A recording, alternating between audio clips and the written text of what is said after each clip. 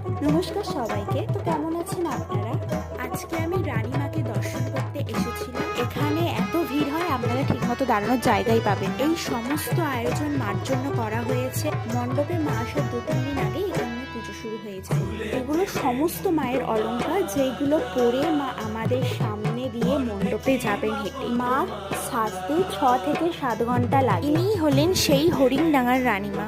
এখানে আমার একটা জিনিস খুবই ভালো লাগে, এখানে সমস্ত পাড়ার ছেলেরা মাকে কাঁধে করে নিয়ে মণ্ডপের দিকে এগিয়ে যায়, আর মনে হয় যেন মা নিজের পায়ে হেঁটে যাচ্ছে। মা মণ্ডপের আসার আগে থেকেই হাজার হাজার ডালা পড়ে। অনেক দূর দূর থেকে অনেক লোকজন আসে মার কাছে শুধু পুজো দেওয়ার জন্য। মার কাছে আসলে মা কাউকে নিরাশ করে না, মা সবার মনস্কামনা পূরণ করে।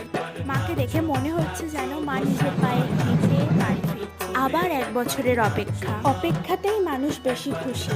আমার ভিডিও ভালো লাগে যদি আমার চ্যানেলটা সাবস্ক্রাইব করে রাখুন।